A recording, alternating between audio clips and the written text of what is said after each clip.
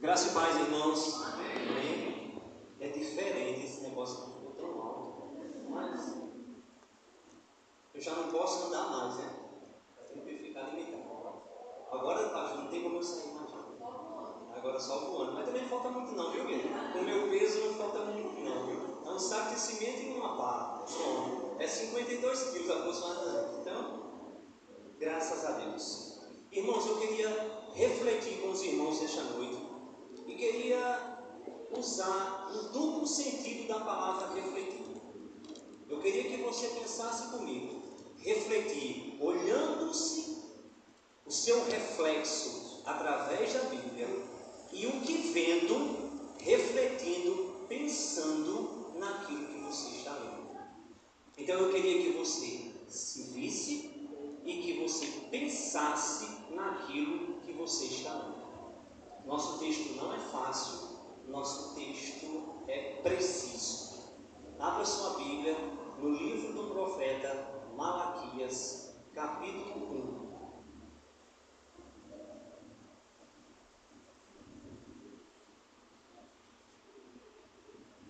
1. Livro do profeta Malaquias, o último livro do Antigo Testamento.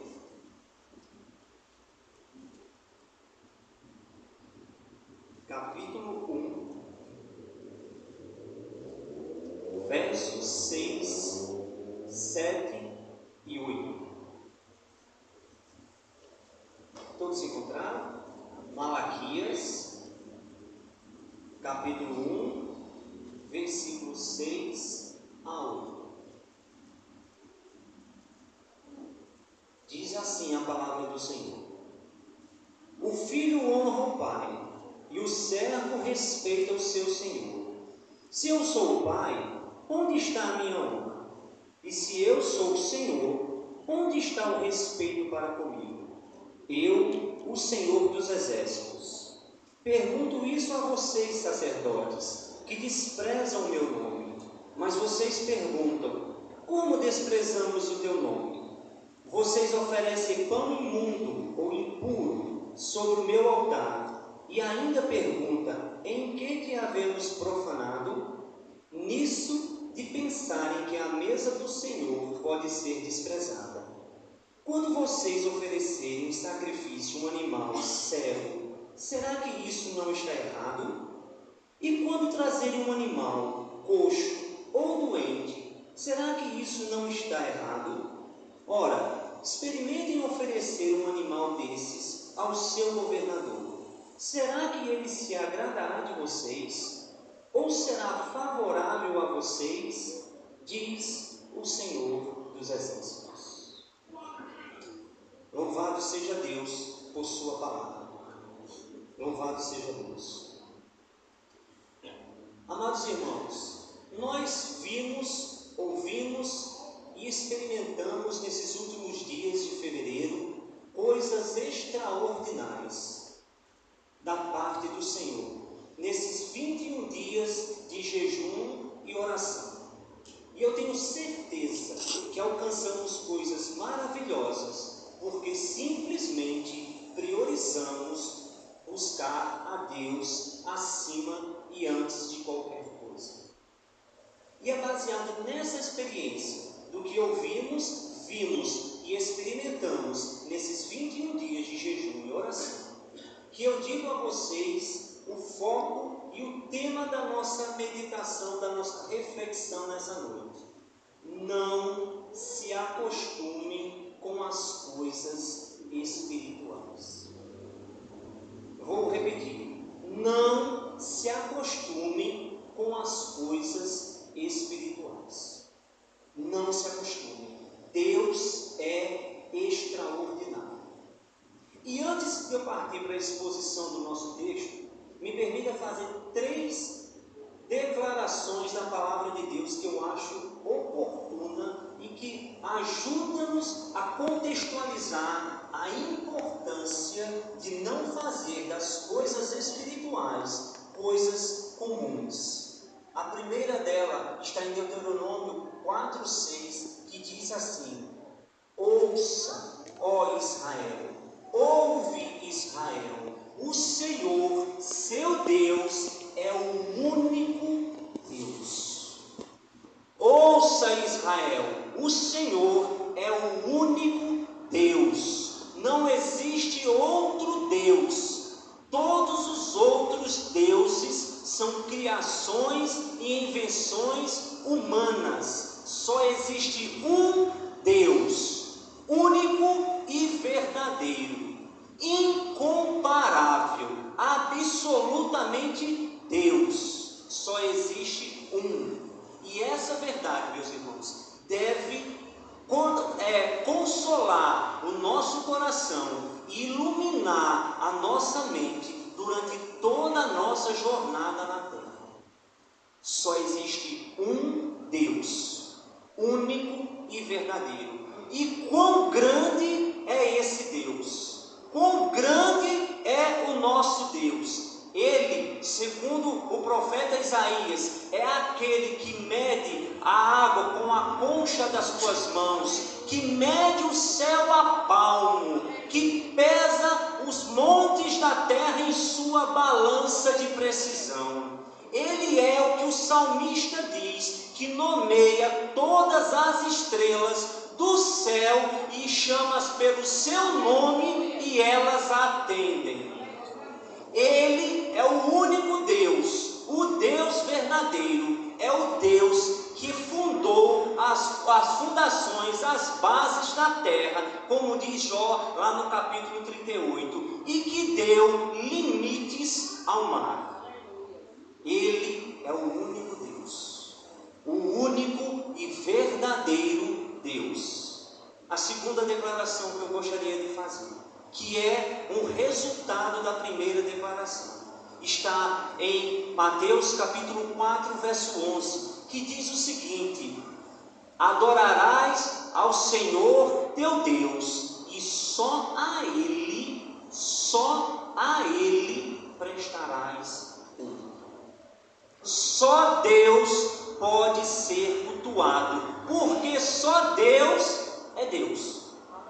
Só Deus é Deus. Então o culto é e sempre será para Deus.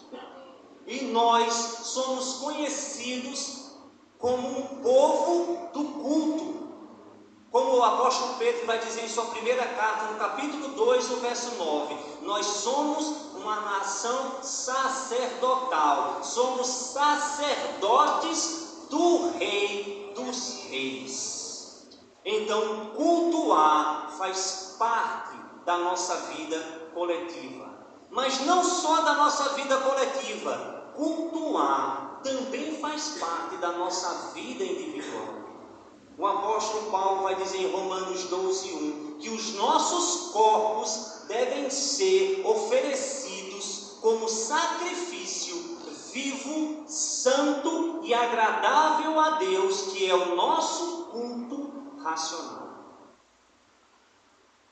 Também fala em 1 Coríntios, no 6,19, que nós somos templo e morada do Espírito Santo. Então, culto, meus amados irmãos, é a nossa vida, não só faz parte da nossa vida, mas é nossa vida, é o culto individual, e o nosso culto que estamos fazendo aqui é para Deus, o único e verdadeiro Deus.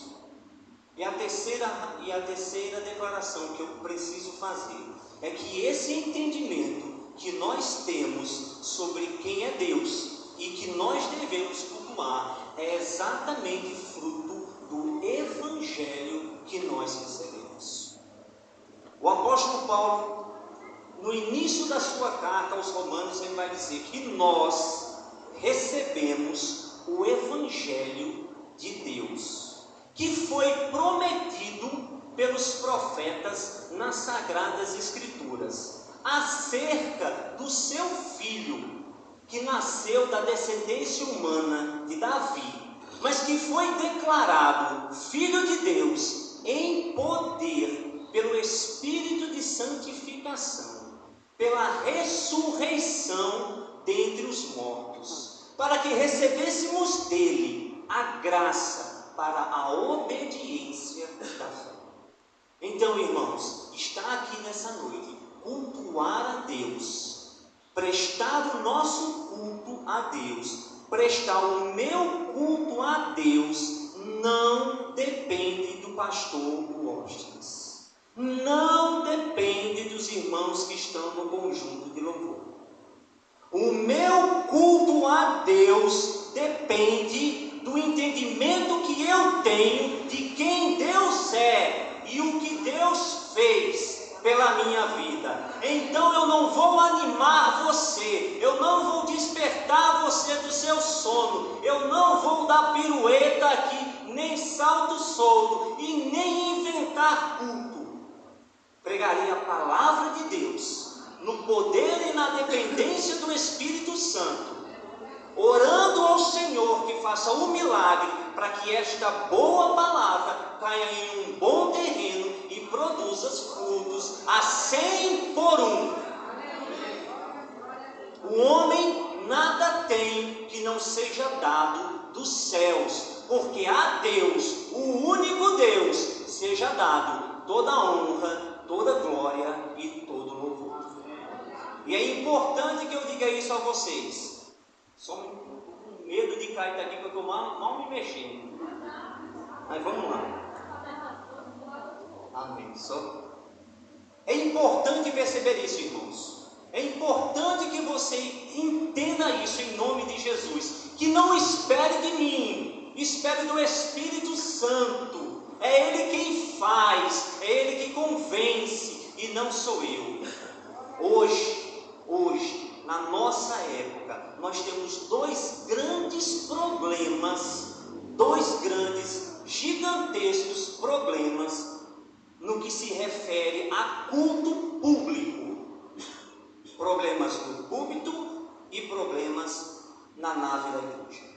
Problema no púlpito e problema nos bancos. Qual é o problema do púlpito? O problema do púlpito é centralizar as necessidades do homem como centro do culto.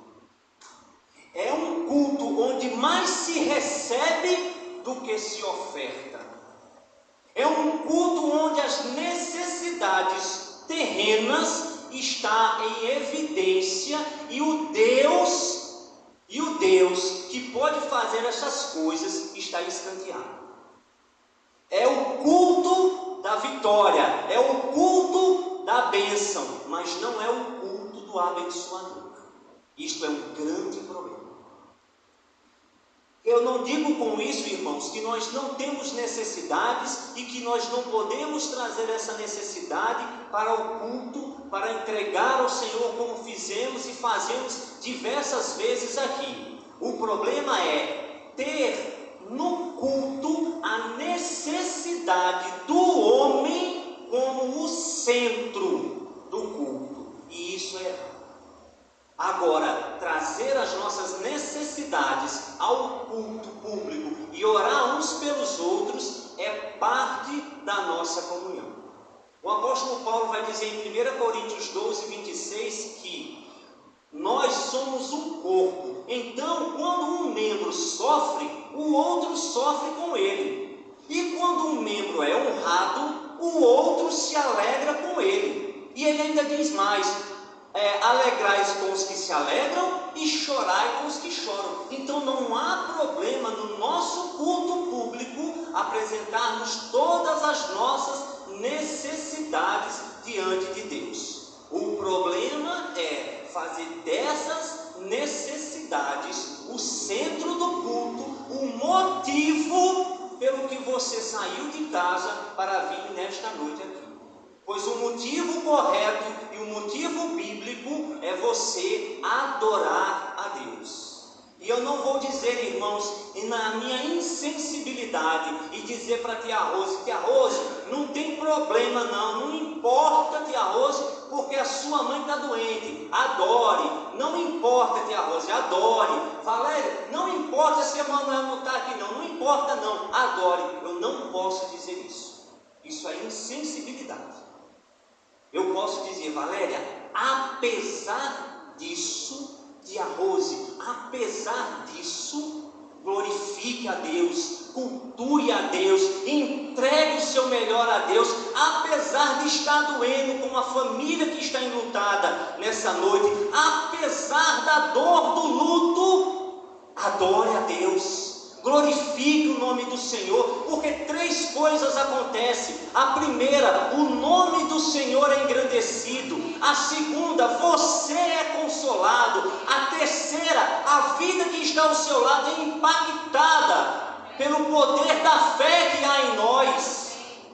Então, irmãos, apesar de todas as dificuldades, Valber, de todas as dificuldades, adore a Deus. Adorem a Deus, prestem um culto sincero a Deus, apesar de todas as coisas. Irmãos, tem momentos, deixa eu beber água. Tem momentos que Deus faz com a gente, igual no Salmo 23, Ele nos leva para pastos verdejantes, Ele nos guia por águas tranquilas, Ele refrigera a nossa alma. Há momentos que Deus faz isso. E louvado seja Deus. Ai de nós, se não tivesse esses momentos. Mas hoje, o Senhor quer conversar com a gente, através de Malaquias. O Senhor quer conversar frente a frente com a gente. O Senhor quer falar conosco. O Senhor quer analisar conosco o nosso culto a Ele. As razões, os motivos que nos trazem aqui. É isso que Deus quer falar. E o livro de Malaquias é um diálogo entre Deus e o povo. Esse livro de Malaquias já foi até muito bem estudado aqui pelo nosso professor Alex. Eu estou vendo ele ali e lembrando quando ele estava explorando aqui sobre os profetas menores. E o livro de Zacarias, ou de Malaquias, é um livro que Deus vai conversar com o povo. E é um diálogo com o povo que ele diz assim: Eric, você está fazendo isso, isso e isso. Aí Eric, vou usar só pela aproximação. Aí Eric diz assim: como assim, Senhor? Eu tenho desrespeitado aqui. Como assim, Senhor? Eu tenho feito o que não te agrada. Aí o Senhor pacientemente vai explicar: olha, você está fazendo isso que não me agrada. Então o livro de Malaquias é esse diálogo entre Deus e o seu povo. Entre Deus mostrando o pecado do povo e o povo com seu coração endurecido, perguntando a Deus: como assim, Senhor? Como assim nós temos feito o que te desagrada, o que não te honra? Como assim? E aí ele vai entrar no nosso texto, ele vai entrar na nossa exposição aqui. Então, a gente vai perceber que no livro de Malaquias, a conversa que Deus vai ter com o povo se divide em 2 grandes polos. De um lado está Deus em sua fidelidade através da aliança, geração em geração. Do outro está o povo, infiel ao culto a Deus, infiel nas suas obrigações e no seu relacionamento com Deus. No dia 22/1, a missionária Gleice pregou aqui no Salmo 105, no verso de 1 a 6, sobre a importância de confiarmos na fidelidade de Deus em sua aliança. A sua aliança, a aliança que Deus firmou conosco, é uma aliança eterna, é uma aliança inquebrável, porque Deus mesmo é quem sustenta e quem garante essa aliança. Do outro lado está a infidelidade do povo.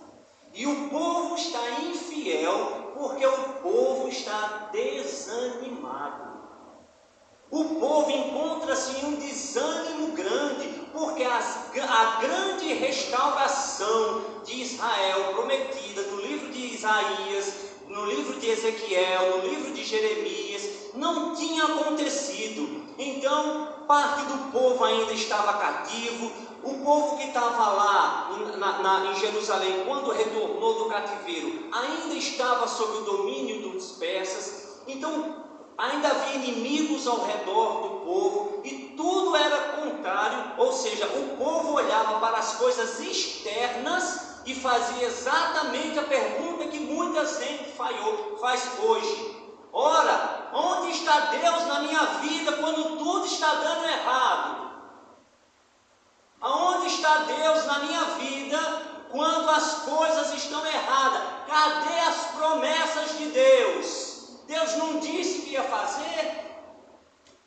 E aí, no coração desse povo, como no nosso coração, bate o desânimo. Sabe por quê? Porque o povo está fazendo exatamente o que o apóstolo Paulo denuncia em 1 Coríntios 15, 9, quando ele diz: se esperarmos de Deus apenas para esta vida, somos os mais infelizes dos homens.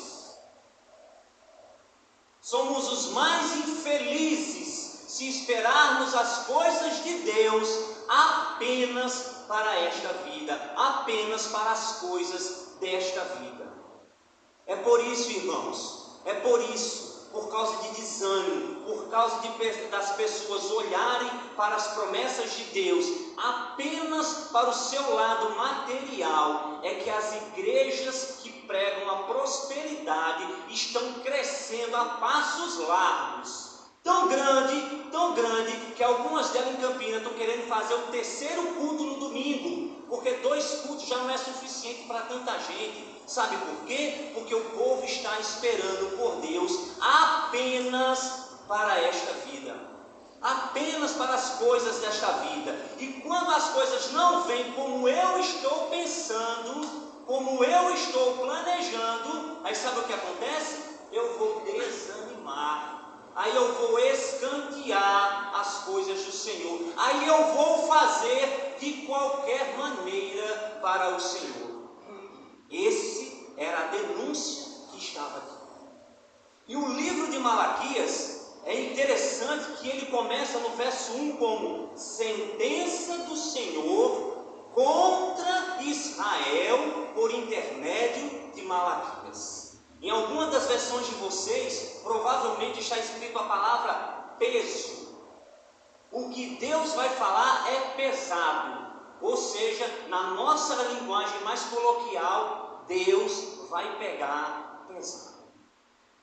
Deus vai pegar pesado com os seus sacerdotes, com as pessoas que estavam oferecendo um culto a Ele de qualquer forma. Deus vai pegar pesado com as nossas consciências hoje à noite, pela qualidade do culto que nós estamos apresentando ao Senhor. Deus vai pegar pesado com isso. É aqui, sentença, é peso, é isso que a palavra quer dizer aqui. E a primeira sentença, observem comigo no verso 6.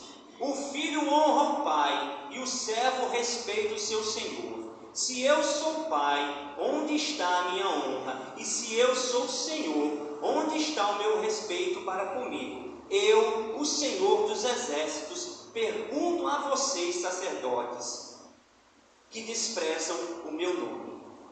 A primeira sentença, o primeiro peso que Deus está dizendo, eu vou fazer para chocar vocês. Ele está dizendo assim: Wóstis, meu filho, você está desprezando o meu nome.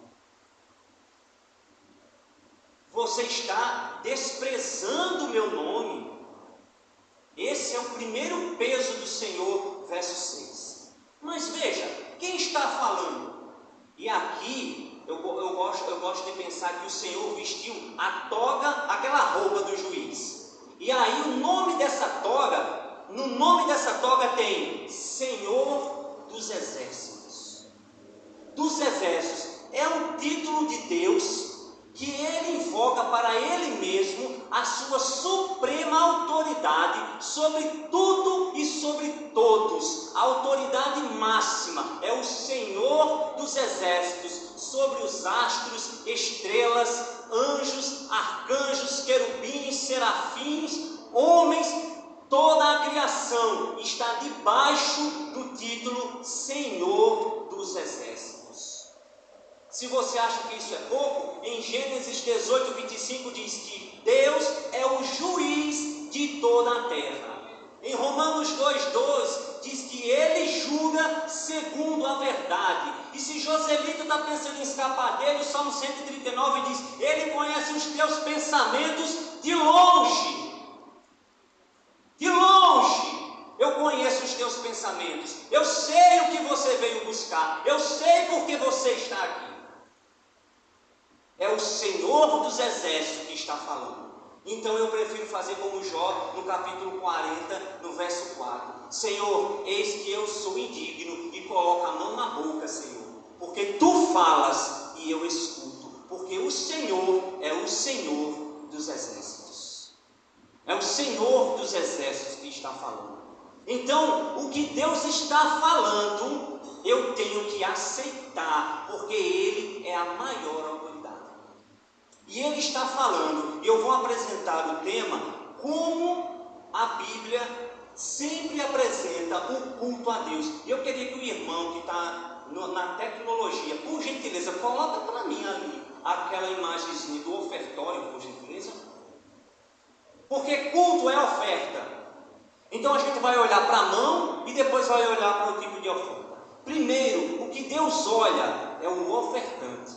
E o que Deus diz sobre os sacerdotes, sobre os ofertantes? Deus diz: vocês desprezam o meu nome. E eles dizem assim: como assim, Senhor, desprezam o meu nome? E aí Ele vai dizer: vocês não me honram e não me respeitam. Honrar a Deus, glorificar o nome do Senhor. E glorificar o nome do Senhor está relacionado a glorificar os seus atributos. E os atributos de Deus envolvem o seu eterno amor pelas nossas vidas, as suas misericórdias, a sua compaixão, a sua bondade, a sua fidelidade. E você não tem motivo para glorificar a isso nessa noite? Você está calado porque não tem motivo para glorificar a Deus, para exaltar os atributos de Deus, que salvou-nos da condenação eterna, que nos libertou das trevas, que nos transportou para o reino do Filho do seu amor. Não glorificamos a Deus por sua bondade? Lá em Apocalipse, no capítulo 4 e no verso 11, vai dizer: digno é o Senhor de receber toda a honra e toda a glória, porque todas as coisas que foram criadas pelo seu poder e pela sua vontade. Você e eu estamos vivos nessa noite aqui pela vontade de Deus. O ar que você respira é privilégio. Foi Deus quem criou essa atmosfera para que existisse vida na terra. Foi Ele que fez, e Ele é digno de receber honra, glória e louvor pela sua criação. Pois Ele, sendo Deus, não precisa de nada e nem de ninguém. Mas em sua infinita bondade, amor e misericórdia, Ele criou esse planetinha e nos colocou no mundo. Louvado seja o nome do Senhor. Mas aí perto de Apocalipse 4:11, também tem Apocalipse 5:12, que aponta para o Cordeiro e diz: digno é o Cordeiro que foi morto de receber toda honra, toda glória, todo louvor, toda sabedoria e toda ação de graça. Toda a ação de graça. Ele é digno de receber ações de graça, porque aquela cruz era minha, aqueles cravos eram meus, aquela coroa de espinhos era minha, aquela vergonha era minha, e não só naquele momento, mas eternamente. O cálice da ira de Deus era para que eu bebesse, mas Jesus bebeu no meu lugar. Por isso Ele é digno de ser adorado, independente de quem esteja aqui em cima. Eu preciso reconhecer isso e dar honra a Deus. Mas além disso, aqueles sacerdotes, além de não honrarem a Deus, não tinham temor a Deus. Ou seja, não tinham respeito para com Deus, não tinha reverência na casa do Senhor, diante de Deus. Não respeitava. Irmãos, Deus é o ser, se eu posso dizer assim, é o ser mais elevado que existe.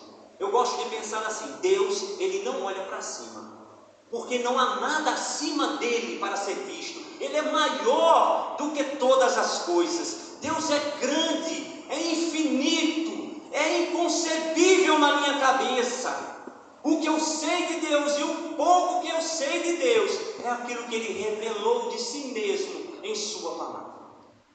Então, irmãos, esse ser que é tão grande, que é tão elevado, ele é digno de ser respeitado. Ele é digno de ser respeitado. Agora me dê licença, eu vou aqui beber água. Só um minutinho, pastor, não pira não. Eu vou beber água e já volto. Espera aí, vocês esperam.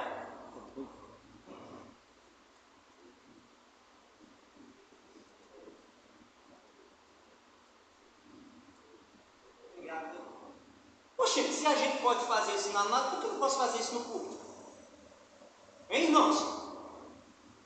Se eu posso deixar Deus falando à toa e dar as costas para Ele, para pegar um copo de água, porque eu não consigo controlar a minha sede, pela minha falta de reverência na casa do Senhor, isso choca vocês? Eu acredito que muito mais choca o Senhor. Eu acredito que muito mais, eu tenho certeza que muito mais digno de ser respeitado quem está aqui em cima é quem está falando conosco aos nossos corações, que é o Senhor. Então dá para se conter em beber água. Já o banheiro é uma exceção, mas dá para se conter em ficar aqui dentro, porque é Deus quem está falando.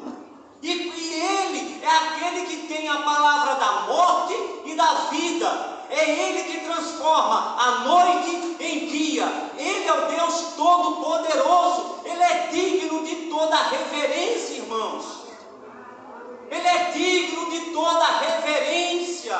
O culto não é para mim, graças a Deus. Não é para o pastor, não é para a missionária. O culto é para o Senhor. O culto é para Deus. Ou você não entendeu quem é Deus? Ele é o único Deus, o grande Deus, o fiel Deus, o misericordioso Deus, o amoroso Deus. Ele é Deus, irmãos. Nós não estamos aqui fazendo qualquer coisa para qualquer um e de qualquer maneira. Ele é Deus e merece o melhor de nós. Ele nos deu o seu melhor. Ele perdoou os nossos pecados e nos aceitou no céu dele, porque o céu não é meu, o céu é dele. E ele foi quem aceitou. Foi Ele que me aceitou, Ele que veio ao meu encontro, Ele que me resgatou, foi Ele que fez, a obra é dele. Então eu não posso fazer de qualquer maneira. Eu não aceito fazer de qualquer maneira. Eu não entendo porque o pastor Washington tem que motivar Modesto para vir pintar o Ação Educar. Eu sou servo, eu sou escravo de Cristo. É tão fácil dizer, não vivo eu, mas Cristo vive em mim. Obedeça, dê o seu melhor. E isso, só quem pode julgar é Deus. Só quem pode olhar para o seu coração é Deus e ver se você e eu estamos dando o melhor para Ele. Ele tem absoluta certeza nos deu o seu melhor. Então, a falta que encontrava-se nesses sacerdotes, eram 3, não honravam a Deus, não respeitavam a Deus, e por fim, tinham seu coração endurecido. Os pastores sabem o que é isso, um coração endurecido, não porque eles tenham, mas quantas vezes eles não vão aconselhar, e a pessoa diz, não pastor, eu não aceito não. Não pastor, está errado, também não é assim não. Não pastor, veja bem, não é desse jeito também não. Coração endurecido, Deus diz, vocês estão me desprezando, vocês não estão me honrando, vocês não estão me respeitando. E o sacerdote cinicamente diz, em que, Senhor, nós temos desprezado o teu nome? Ou você não sabe se você está dando o seu melhor para o Senhor, ou você não sabe que você poderia fazer mais para o Senhor. E aí, essas 3 faltas do ofertante. Agora o problema, além do ofertante, é também o tipo da oferta. Lembre-se, Deus aceita primeiro o ofertante, para depois aceitar a oferta. Deus rejeita primeiro o ofertante, para depois rejeitar a oferta. E aqui, no verso 7, ele diz, vocês oferecem pão imundo sobre o meu altar, e ainda me pergunta, olha o coração duro, em que havemos profanado? Nisso pensarem que a mesa do Senhor pode ser desprezada. Quando vocês oferecem em sacrifício um animal cego, será que isto não está errado? Ora, agora o Senhor está dizendo para mim, Modesto, além de eu estar reprovando você, porque você não está me honrando, porque você não está me respeitando, porque o seu coração está endurecido, eu também estou rejeitando a sua oferta. E eu pergunto, por que, Senhor? E ele diz, porque você está oferecendo pão imundo sobre a minha mesa. E sobre o meu altar está oferecendo sacrifícios de animais indignos. Irmãos, eu não vou entrar aqui no Velho Testamento, porque a ideia é a gente pegar os princípios. Mas para que os irmãos tenham ideia, os pães da proposição tinham uma receita pronta, certo? Você pode perguntar a nosso irmão ali, nosso professor, que ele lhe dá a receita dos pães que era, tá certo? E as pessoas estavam oferecendo, colocando um pão mofado, um pão fora da receita, no altar de Deus. Aí você pode dizer para mim assim, não irmão, mas isso é um preciosismo, é um detalhe muito pequeno do Antigo Testamento, talvez não tenha princípio para nós do Novo Testamento. Mas aí ele vai dizer o seguinte, eu vou já Joselito de novo, Joselito, se tu tens alguma coisa, se tu sabes que algum irmão tem alguma coisa contra ti, deixa a tua oferta no altar, vai lá, te reconcilia com ele e depois tu volta.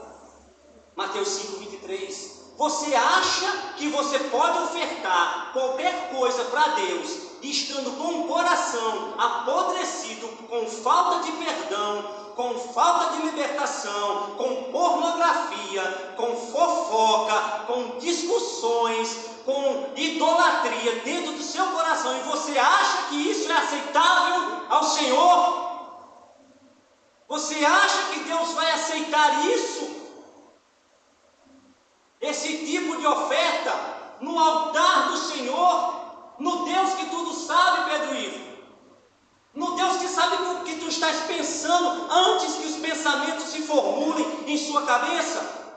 Um Deus, Mateus, que conhece a gente quando os nossos ossos ainda não tinham nem forma no ventre da nossa mãe, e todos os nossos dias já estavam ordenados sem que nenhum deles ainda existisse.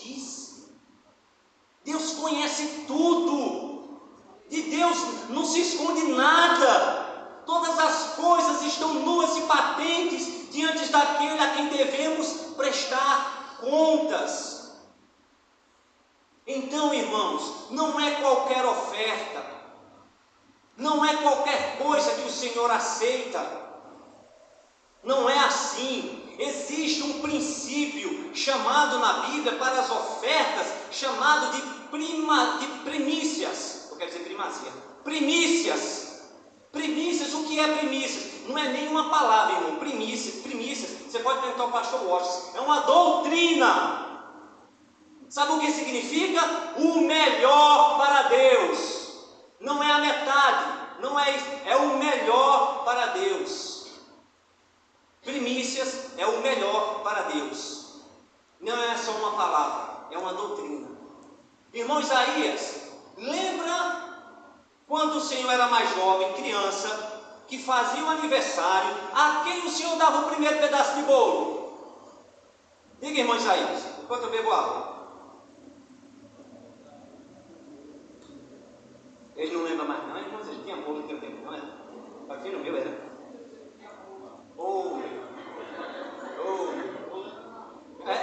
Era luxo, não era, meu irmão? Deus sabe. No meu aniversário, o meu primeiro pedaço de bolo, eu dava à minha mãe. Por quê? Porque era a pessoa que eu queria honrar. Não importava o resto do bolo não, Fabrício. O importante era o primeiro pedaço. Olha, é o primeiro pedaço, é o melhor das nossas vidas, é o melhor que você está dando aqui, é o melhor, quando você está louvando aí, os irmãos estão aqui, é o melhor louvor que você está dando nessa noite, quando você levanta as mãos para o céu e dá glória a Deus, é o teu melhor que tu estás fazendo, porque se tu não és quente e nem é frio, o Senhor, você corre o risco de ser vomitado da boca do Senhor. Para Deus não tem qualquer coisa. Tem um negócio chamado primícias. Primícias. Em Mateus 22, 21, Jesus vai nos ensinar um negócio que eu acho espetacular. Ele vai dizer assim: dai a César o que é de César e a Deus o que é de Deus. Amém, irmãos? Não é assim que diz as Escrituras?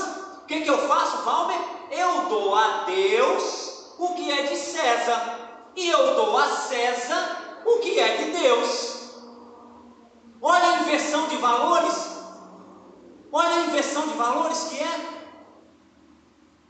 e não pode ser assim.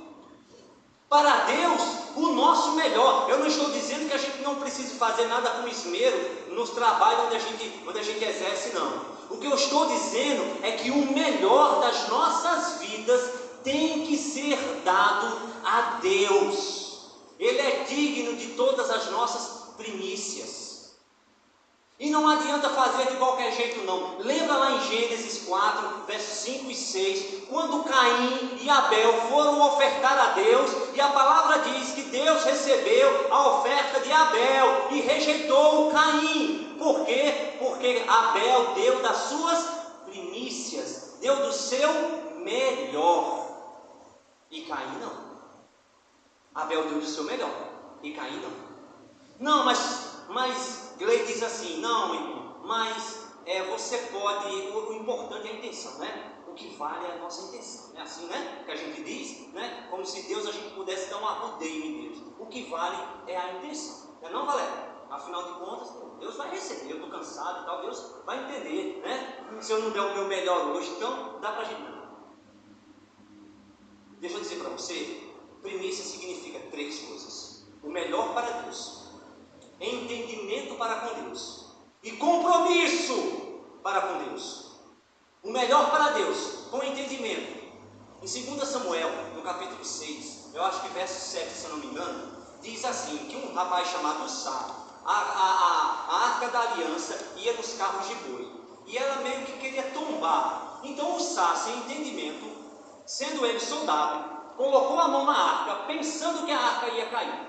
E imediatamente Deus fulminou. Por quê? Porque havia uma determinação de Deus apenas para os levitas. Então não adianta querer fazer, irmãos, não adianta querer fazer só com a força, com a boa vontade, tem que ter entendimento, e entendimento nós temos na escola bíblica dominical, na leitura bíblica diária, não é isso que nós conseguimos ter entendimento, porque para Deus não dá para fazer de qualquer forma, tem que fazer segundo o que Deus determinou em sua palavra.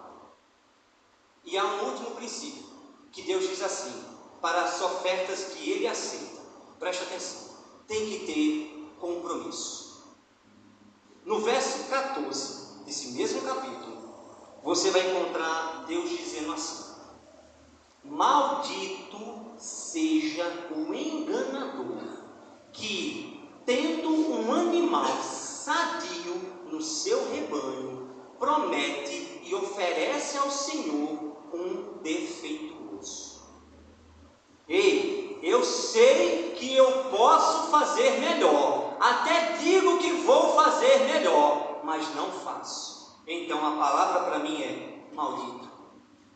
Maldito seja aquele que sabe, olha, enganador, que tendo um animal sadio, promete e oferece ao Senhor um defeituoso. Cuidado, irmãos. Cuidado você da liderança. Liderança de agrupe, liderança de ministério. Cuidado. A obra do Senhor não se faz com desleixo. Não se faz de qualquer maneira. Não se faz empurrando com a barriga. O Senhor é Deus e Deus zeloso pela sua obra, pela sua palavra. E eu queria, irmãos, já caminhando para o fim, que a gente já tem pouco tempo, o verso 10, ele é chocante, estarrecedor, coloca medo pela indignação do Senhor. Quem dera houvesse entre vocês alguém que fechasse as portas do templo para que não acendesse em vão o fogo do meu altar. Eu não tenho prazer em vocês, diz o Senhor dos Exércitos, nem aceitarei as suas ofertas. Já parou para pensar nisso? Tomara que tivesse alguém que fechasse a porta da igreja, porque o Senhor não me aceita, não recebe as minhas ofertas. Olha só, vamos imaginar, próximo domingo, Santa Ceia, 6 horas da noite, pastor Washington, junto com toda a liderança, de terno, gravata, todo bonito, a mesa do Senhor colocada, pão e vinho aqui, pão e suco de uva aqui, prontos para ofertar o culto a Deus. Pastor Washington vai lá para trás da igreja, ou ali, e o Senhor chega e diz: meu servo, despede todo mundo, mande todo mundo para casa, porque eu não vou receber o culto de ninguém. Eu não tenho prazer neles, e nem receberei ofertas deles, nenhuma deles. Já imaginou isso? Já imaginou o peso? Por isso que é chamado, o livro de Malaquias é sentença, é peso. Deus está pegando pesado, porque precisa ser assim. Parece que a gente tem hora que vai na terapia do choque. Tem hora que a gente tem que ir no arranque, na terapia do choque. Sabe, irmãos? Então assim, que verso tremendo é esse? Mas eu gosto de um que o Senhor, antes de dizer isso, o Senhor diz, no verso 1 desse capítulo, diz: eu amo vocês. Eu amo vocês. Embora o livro de Malaquias comece com um peso, o Senhor, antes de declarar o peso, ele diz: eu vos amei, eu aborreci Esaú e escolhi Jacó, eu salvei vocês, eu fiz uma aliança com vocês, eu tenho um pacto com vocês, diz o Senhor, eu amo vocês. Ora, e a gente vê aqui na Santa Ceia, Paulo em Coríntios 11, 23, ele vai dizer: quando nós somos julgados, somos o quê? Repreendidos pelo Senhor, para que nós não sejamos condenados com o mundo. Por isso, fique com Hebreus 12, 5 e 6, quando ele diz: filhinhos, não rejeitem a minha correção, pois eu amo todo aquele que eu recebo por filho, eu açoito todo aquele que eu recebo por filho, eu corrijo aquele que eu amo, e se o Senhor está falando nesta noite, eu só posso receber essa palavra como uma palavra de amor, embora doa, embora não seja fácil, mas é uma palavra amorosa, embora a gente não consiga às vezes perceber o agir de Deus na nossa vida, mas é uma palavra amorosa, tremendamente amorosa. Porque quando somos corrigidos, quando somos julgados pelo Senhor, somos repreendidos pelo Senhor, para a gente não ser condenado. Deus está cuidando. Quando está corrigindo, quando está apertando, Ele está cuidando. Amém. Ele está livrando, Ele está preservando. Louvado seja Deus. No Salmo 69, 9, diz assim, uma profecia sobre Jesus que vai se cumprir em João 2,15. Ele diz assim, e eu queria que você ficasse com isso, em nome de Jesus, para você, domingo que vem, estar com outro ânimo aqui. Ele diz assim, uma profecia sobre Jesus: o zelo pela tua casa me consumirá. Que seja assim na nossa vida, o zelo pela casa do Senhor, pela habitação e pelo culto ao Senhor, consuma a gente. Tome conta do nosso ser. Que saiamos daqui hoje com esse compromisso de dar o melhor para o Senhor. Em nome de Jesus. Amém? Deus abençoe. Que essa palavra fique arraigada no seu coração. Que produza frutos para a glória de Deus. Que Deus seja engrandecido. E eu oro a Deus que Ele tenha falado ao seu coração nesta noite. Não pode ser de qualquer maneira. Não pode ser do meu agrado. Tem que ser do agrado de Deus. Amém?